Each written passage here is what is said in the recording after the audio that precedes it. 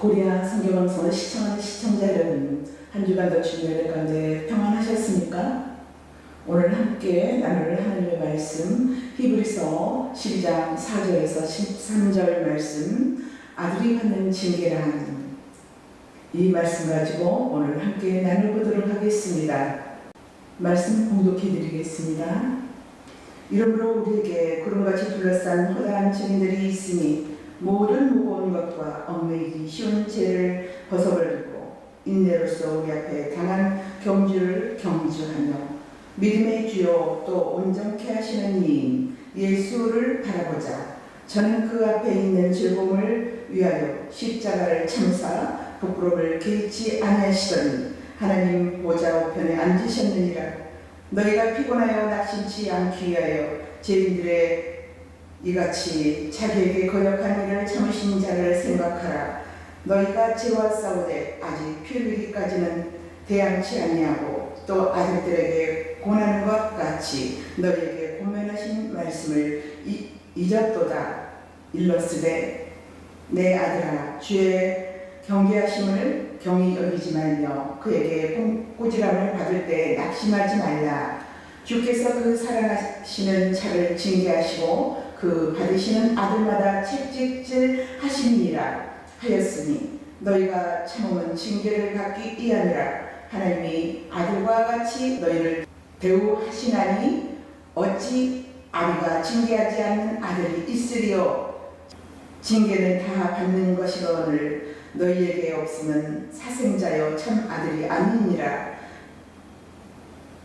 또 우리 육체의 아버지가 우리를 징계하여도 공경하거든 하물며 모든 영의 아버지께 또 복종하여 살려야 하지 않겠느냐. 저희는 잠시 자기 뜻대로 우리를 징계하였거니와 오직 하나님은 우리 유익을 위하여 그의 거룩하심에 참여하게 하셨느니라. 무릇 징계가 당시에는 즐거워 보이지 않고 슬퍼 보이나 후에 그로 말미암아 연달은 자에게는 의의 평강한 열매를 맺나니 그러므로 피곤한 손과 연약한 무릎을 일으켜 세우고 너희 발을 위하여 곧은 길을 만들어 저는 다리로 하여금 어그러지지 않고 고침받게 하라.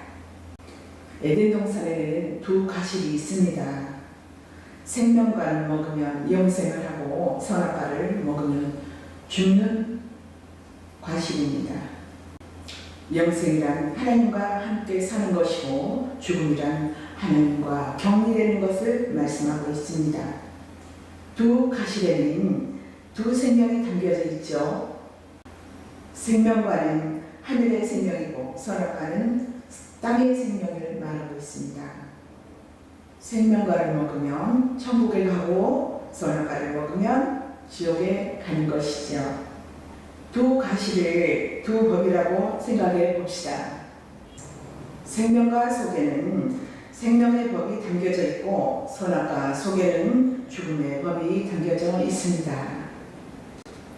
그러면 선악과를 먹은 인간 속에는 죽음의 법이 담겨져 있다는 말이 됩니다. 성경 하나님 말씀에는 선악과를 먹으면 그런 사람에게는 죽은 자로 보고 있습니다. 선악과를 따먹은 아담은 죽은 자의 조상이 되었어요. 그러므로 모든 인간은 죽은 자로 태어납니다. 죽은 자에게서는 생명이 나올 수가 없죠. 인간의 그 어떠한 착함, 그러한 곳에서는 생명이 나올 수가 없는 것입니다. 하나님은 산자의 하나님입니다. 하나님은 생명과에서 나오는 것만 손으로 여기지요. 선악과에서 나오는 모든 것은 무조건 악입니다. 그렇다면 죽은 자인 사람이 내어놓는 그 모든 것은 죽음이고 하나님 앞에서는 죄가 되겠죠. 신앙적으로 적용해 본다면 인간은 죽은 자로 태어납니다. 그 속에 죽은 자의 법이 있지요. 죽은 자의 법으로 하나님을 해석하고 이해합니다. 세상에는 신자와 불신자가 함께 섞여 살고 있습니다. 우리는 누가 신자인지 불신자인지 알 수가 없죠. 예수님께서 오셔서 선택하시면 신자이고 선택하지 않으면 불신자입니다. 선택을 받은 자는 어떻습니까? 아, 나는 창세전에 구원받기로 예정되었구나. 그런 것을 알게 됩니다. 신자나 불신자는 모두 죄 아래에서 태어났다고 합니다. 예수님께서 택함받기 전에는 신자나 불신자나 동일한 가치관을 갖고 있습니다. 그런데 예수님이 불신자 속에서 신자를 찾아내십니다. 신자는 예수님으로 말미암아 선택을 입은 자입니다. 마태복음 13장을 보면 이렇게 구분된 사람을 예수님은 너희와 저희로 구분하죠. 예수께서 선택한 자는 너희이고 선택을 입지 못한 자는 저희라고 합니다. 너희는 저희에게서 나오라고 했어요. 저희에게서 나왔으니 너희가 되는 것이지요. 이를 일컬어 어둠에서 불러낸다고 하지요. 그런데 어둠에서 빛으로 불러냄을 당하였다 할지라도 육신은 여전히 어둠의 사고로 모든 것을 이해하고 해석을 하고 있습니다. 세상에 주는 것, 그것을 말씀하고 있죠. 전에는 사람의 관점에서 이해하고 판단했지만 이제는 하나님의 진리의 말씀을 듣고 깨달아서 알게 됩니다. 예수님께서 요한복음 16장을 보면 성령이 오시면 무슨 일을 한다고 하셨습니까? 죄에 대하여, 의에 대하여, 심판에 대하여 책망한다고 하셨죠. 성령이 오셔서 기존에 사람들이 알고 있는 죄관, 의관, 심판관을 새롭게 정의해 주셨습니다. 그럼 성령 받은 사람들은 기존에 자기가 알고 있던 죄관, 의관, 심판관이 틀렸다는 것을 알게 되겠죠. 성령이 알게 해주신 것이로 판단하게 됩니다. 이러한 판단을 성령 받지 않은 사람들은 수용하지 못하여 배척을 하고 반발을 합니다.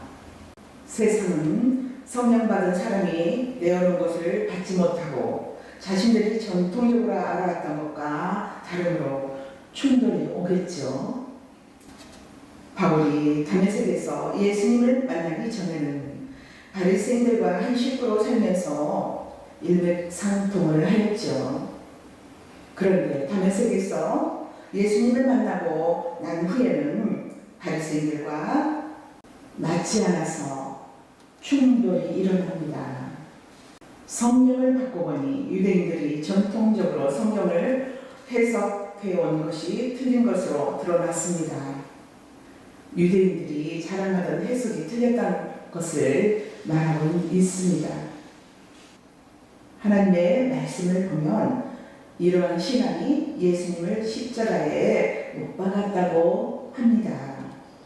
예수님께서 십자가에 죽으시고 부활 승천하실 때 다른 보혜사를 보내주신다고 하셨죠. 예수님이 하신 일을 증거케 하기 위하여 보내셨습니다. 그래서 성령이 임하시면 예수님의 주인이 된다고 합니다.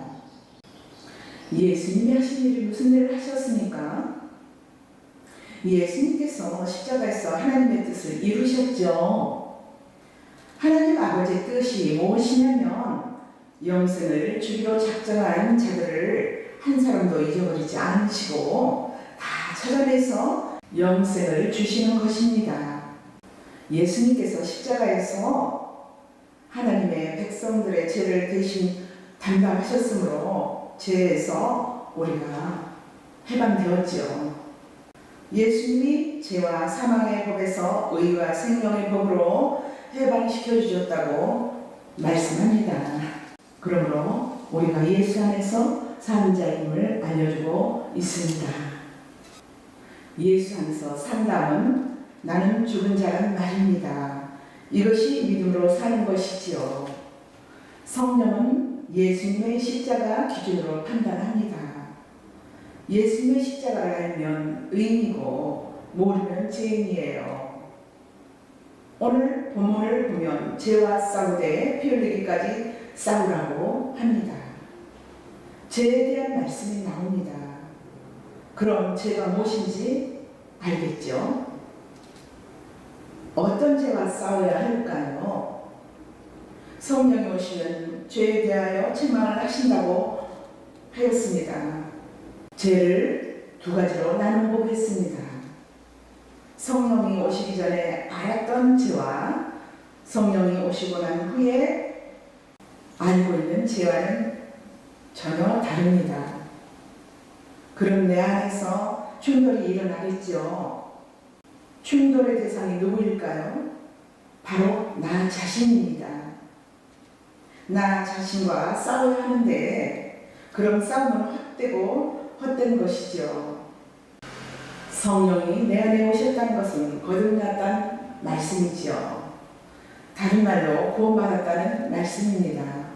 그러므로 구원받기 전에 알던 죄와 구원받고 난 후에 제가 다름을 알 수가 있습니다. 구원받기 전이란 그리스도 밖에 있을 때를 말합니다. 바울은 예수 그리스도 밖을 율법 아래 있을 때라고 했죠. 율법이 특심할 때 바울은 그리스도 밖에 있었다고 했습니다. 율법이란 무엇인가요? 사람의 행위로 판단하는 것을 말합니다.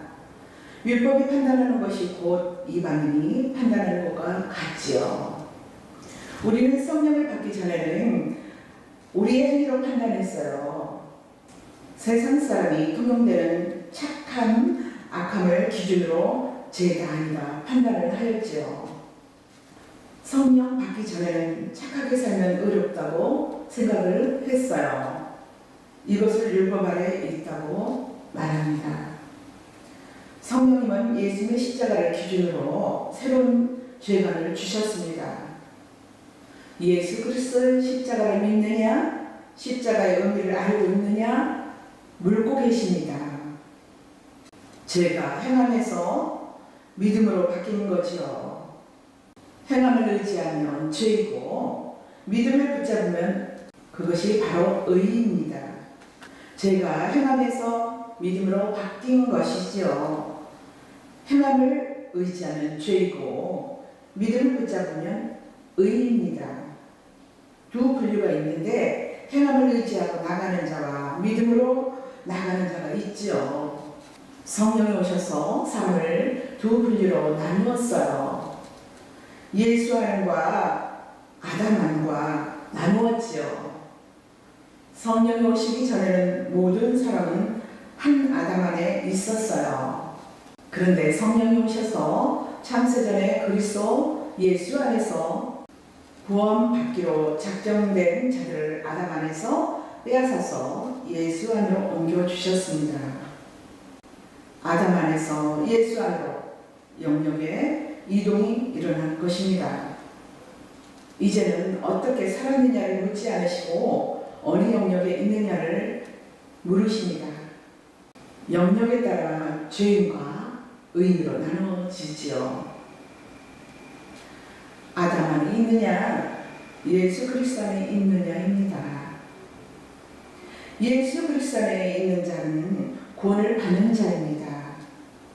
성령이 오셔서 세상에 알려주신 죄관, 하나님이 이 죄관으로 심판을 하십니다. 그러면 신앙생활은 예수 그리스도를 믿는 것, 바라보는 것이죠. 본문 말씀의 징계란 하나님이 간섭하는 것입니다. 하나님께서 간섭하셔서 나의 눈길을 예수님의 십자가로 돌려주십니다. 징계는 육에서 영으로 관심사를 전환시켜주는 것을 말씀합니다. 하나님의 징계로 너 왜 예수 그리스도를 바라보지 않고 너 자신을 바라보느냐 라고 이렇게 책망을 하십니다. 이것을 육에서 영으로 관심사를 돌려준다고 하지요. 신앙생활은 전쟁과 같습니다. 마귀의 계계와 싸워 이기는 영적 전쟁을 하는 것이지요. 성도를 일컬어 그리스도의 군사라고 합니다. 군사란 적과 싸우는 자예요. 누구와 싸우냐면 자신과 싸우는 거지요. 우리는 마귀의 역사를 모르므로 일반적으로 생각할 때 싸우는 대상이 다른 사람으로 생각하게 되지요. 그러므로 행위로 예수의 피 흘리심을 가리고 있다는 것을 알게 된다는 것이지요. 내 행위에 의미를 두는 것이 죄라는 것을 깨닫게 되고 하나님으로부터 저주받아야 할 자라는 것을 깨달아지는 것입니다. 우리는 눈만 뜨면 남을 비판하게 되죠. 그러나 진리의 말씀을 깨달은 자는 하나님의 은혜로 알게 되었으니 함부로 비판하고 정죄하면 하나님의 영광을 가리는 일이라는 것을 알게 됩니다.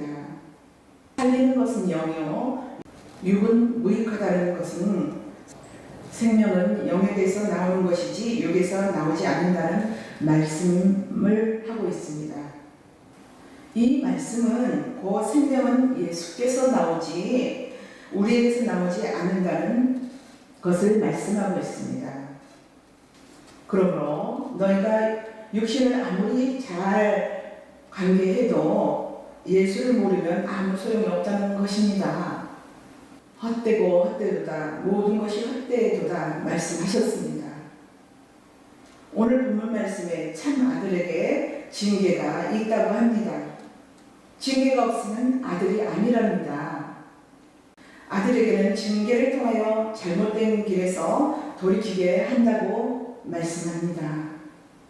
우리는 내 안에 죄성, 옛사람이 있어서 딴 길로 가고자 할 때 징계가 바른 길로 방향을 설정을 하게 됩니다. 우리가 땅의 것을 바라보고 갈 때 하늘을 바라보도록 바꿔주십니다. 그것이 곧 간섭하시는 것입니다. 또 그리고 그것이 징계입니다. 육신의 부모도 자식이 딴 길로 갈 때 바른 길로 가도록 사랑으로 간섭을 하지요. 하나님께서는 우리에게 먹을 것과 입을 것, 마실 것 다 아시고 주십니다.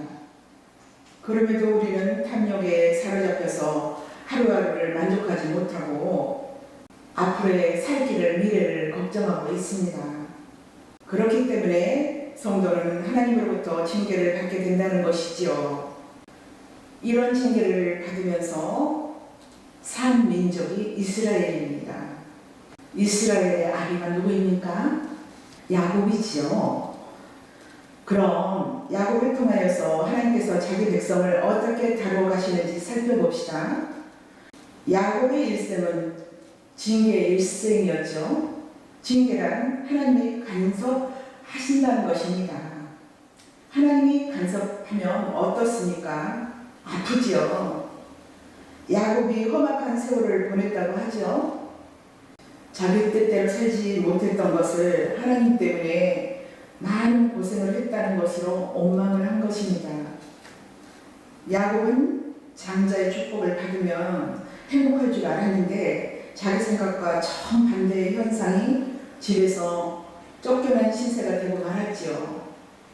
부모 형제를 떠난다는 것은 죽음이에요. 야곱은 살고자 장자권을 빼앗았는데 하나님은 죽이는 길로 몰아가는 것입니다. 이것이 징계입니다. 야곱은 참 아들이기 때문에 간섭을 하는 것이죠. 징계란 몸이 실제로 당하는 아픔이에요.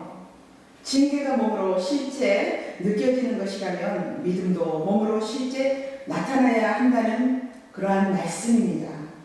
히브리서 기자가 왜 믿음을 말하고 죄를 말하고 징계를 말하느냐면은 징계는 몸으로 경험되는 것이기 때문이에요. 요한계시록에 보면 천국의 모습이 나옵니다. 거기에 보면 하나님이 눈물을 닦아준다고 합니다. 눈물을 닦아준다는 것은 실제로 눈물을 흘렸기 때문입니다. 예수님이 십자가에 죽으신 것은 상상으로 죽으신 것이 아니고 실제입니다. 우리가 예수님을 믿는다는 것도 가상 속의 예수를 믿는 것이 아니고 실제 예수님을 우리가 믿는 것입니다. 믿음은 누가 주셨습니까? 내가 믿는 것이 아니고 하나님께서 믿음을 주셔서 우리가 믿을 수 있도록 우리에게 날마다 이렇게 간섭을 하십니다. 성령님으로 통하여서 그러한 것들이 믿음이 나타나는 거죠. 우리의 실상 생활에서요. 그렇다면 예수님을 믿는 믿음도 실제로 믿음으로 나타나야 하는 것이지요. 예수님과 성도는 하나입니다. 우리는 신앙생활을 생각으로 두고자 하지만 하나님은 실제로 만들어 가십니다. 그것이 징계지요. 우리는 믿음을 관념으로만 두고 실제화 시키지 않고자 합니다. 하나님의 간섭은 축복이지요. 하나님은 우리를 그와 같이 버려두시지 아니하시고 사랑으로 바른 길로 인도하십니다. 징계는 하나님께서 성도들을 대우하시는 참 아들임을 표현하는 것이지요. 히브리서 12장 7절에서 8절까지 하나님이 아들과 같이 너희를 대우하시나니 어찌 아비가 징계하지 않는 아들이 있으리요. 징계는 다 받는 것이거늘 너희에게 없으면 사생자요 참 아들이 아니니라. 아멘. 사생자들은 믿음으로 살지 않아도 징계가 없습니다. 이스라엘을 보시면 하나님이 삶을 간섭하시지요. 날과 달과 절기와 먹는 것부터 입는 것, 마시는 것 모든 것을 간섭하십니다. 하나님께서 이스라엘을 간섭하셨듯이 성도들도 간섭을 하십니다. 하나님의 아들이기 때문이죠. 그러므로 우리의 뜻대로 사라지지 않는 것이 지극히 정상이라고 합니다.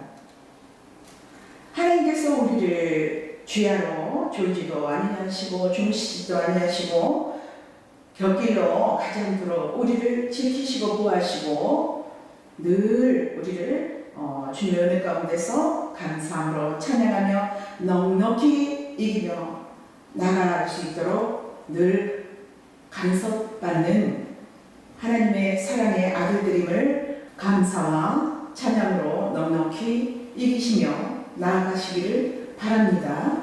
감사합니다.